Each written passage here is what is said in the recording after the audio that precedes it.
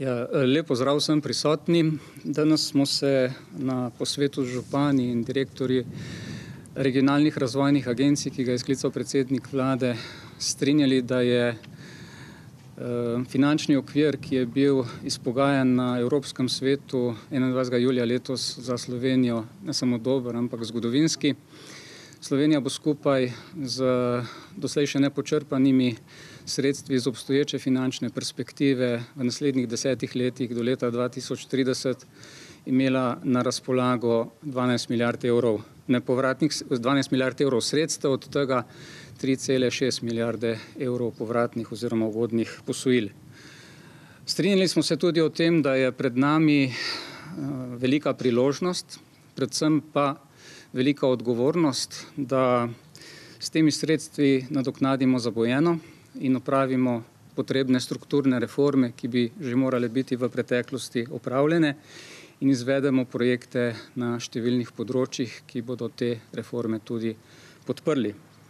Prioritete bodo tako v podpori strukturnim reformam in javnim naložbam, ki so ključne za okrevanje in krepitev odpornosti in zeleni ter digitalni preobrazbi, potem na področju krepitve odpornosti zdravstvenih sistemov, na področju ureditve dolgotrajne oskrbe in izboljšanja domske oskrbe za starostnike, na področju ohranjanja, predvsem pa ustvarjanja delovnih mest, in to predvsem za mlade, na področju zagotavljanja naložbenih podpor in obratnega kapitala za mala in srednja podjetja in seveda še na številnih drugih področjih, ki zagotavljajo prehod k zeleni in digitalni preobrazbi.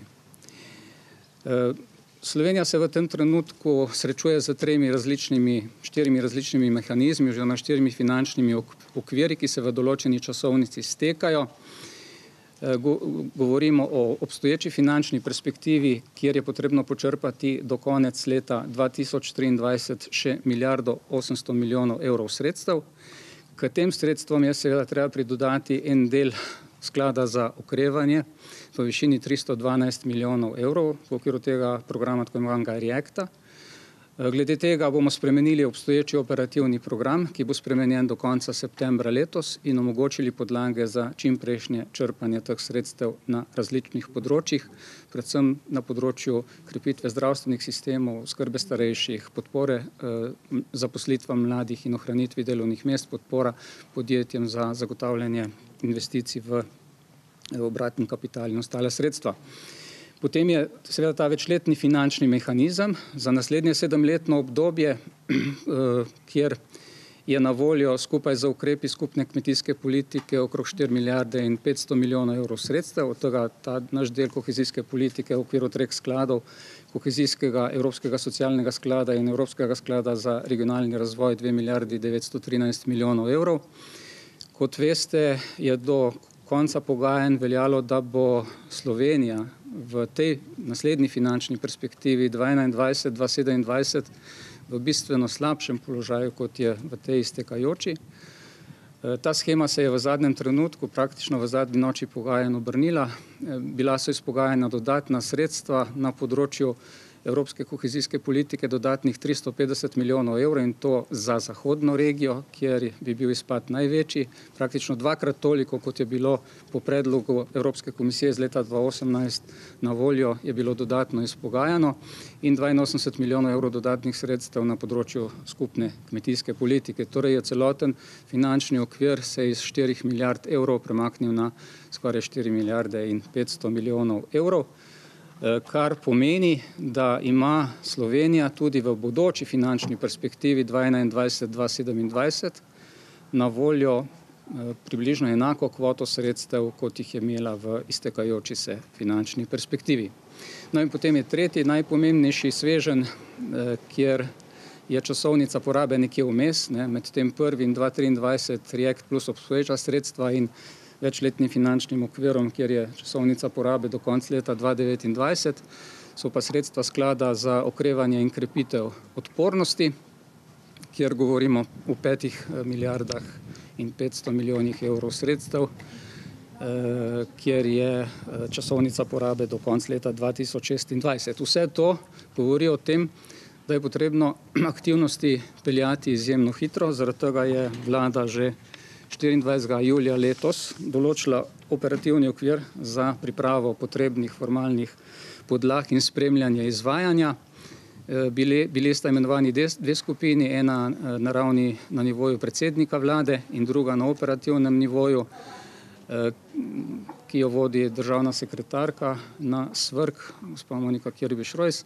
Naloga teh dveh skupin je najprej priprava vseh formalnih normativnih podlag načrta za okrevanje in krepitev odpornosti in seveda potem bistveno bolj pomembna naloga spremljanje izvajanja. Zaradi tega je določeno, da bo delo potekalo zelo operativno, ta druga skupina tedensko spremljanje in skupina na nivoju predsednika vlade mesečno poročanje in mesečno spremljanje izvajanja.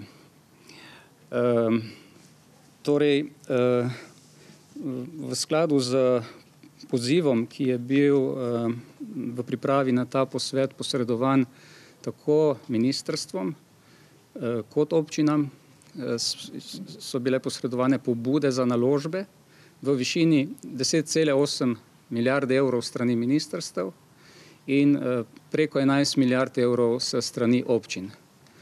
V naslednjem mesecu bo narejena evalvacija.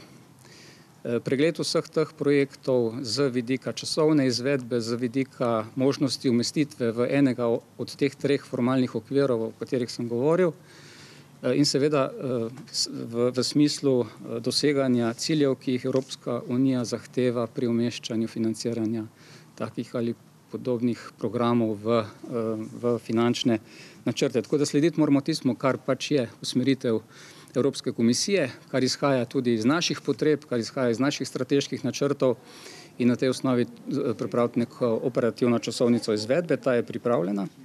Glede na to, da se prepletajo ti trije mehanizmi, o katerih sem govoril, nas čaka kar zahteven zalogaj.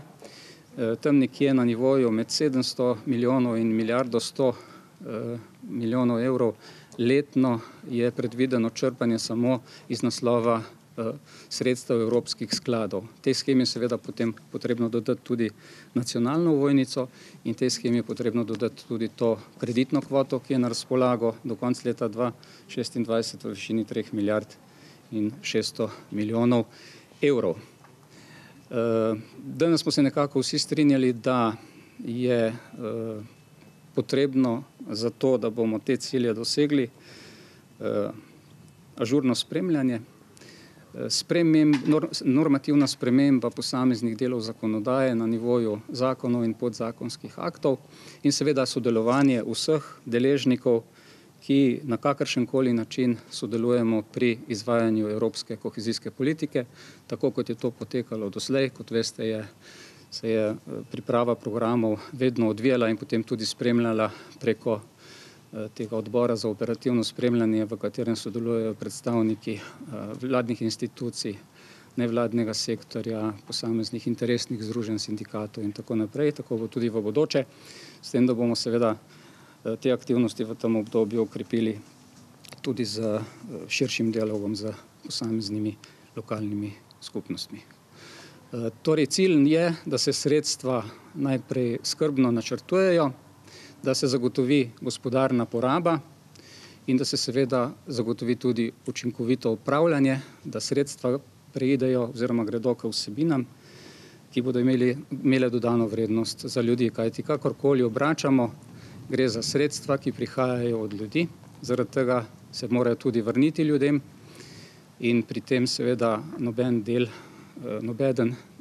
posameznik ne bo zapostavljen, noben del Slovenije ne bo zapostavljen.